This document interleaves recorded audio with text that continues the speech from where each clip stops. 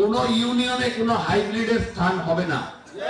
আনাপচরে মাটিতে কোন চাঁদাবাজ, কোন সন্ত্রাস, কোন ইফতিজি, কোন মাদকের জায়গা হবে না।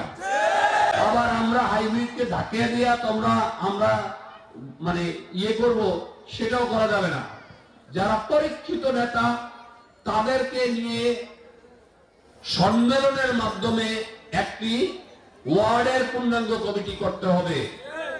ওয়ার্ডের পূর্ণাঙ্গ কমিটি করার পরে সম্মেলনের মাধ্যমে ইউনিয়ন কমিটি করতে হবে।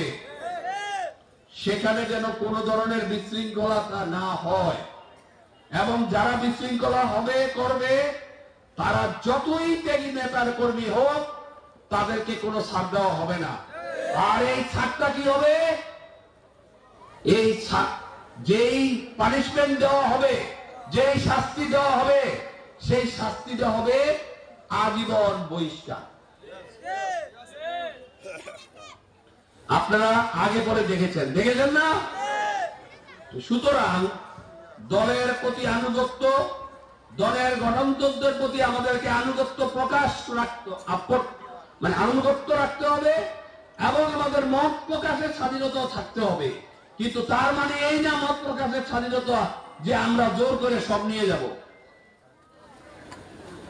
প্রিয় ভাই বোনেরা, আপনারা অনেক দিন পরে এবং অনেক একটি সুন্দর পরিবেশে এরকম একটি প্রোগ্রাম করার জন্য আমি আনাপচরের সভাপতি, সাধারণ সম্পাদক এবং সকল অঙ্গ সংগঠনকে চাঁদপুর জেলা বিএনপির পক্ষ থেকে আন্তরিক শুভেচ্ছা জানিয়ে আমাদের ইমানি দায়িত্ব এখন আমরা আওয়ামী লীগ যা যা করেছে তা প্রত্যাখ্যান করা।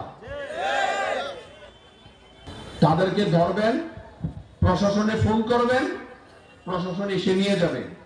প্রশাসন যদি না এসে নিয়ে যায়, সভাপতি সাধারণ সম্পাদককে বলবেন, তারা ফোন করে প্রশাসনের হাতে উঠিয়ে দিবেন।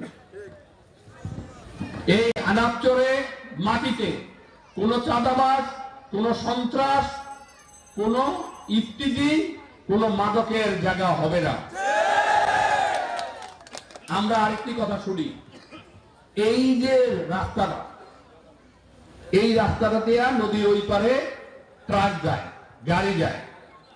এই জায়গাটা নাকি একটা ট্রানজিট, মাদকের ট্রানজিট বলে। আমার অনেক সাংবাদিক ভাইয়েরা আছে না?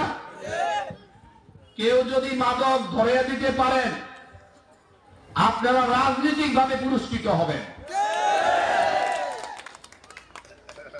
প্রশাসনকে জানাবেন, না হলে আমাদেরকে জানাবেন, নেতৃবৃন্দকে জানাবেন, তারা প্রশাসনকে নিয়ে তাদেরকে ধরবে। আইন কোনদিন নিজের হাতে নিবেন না।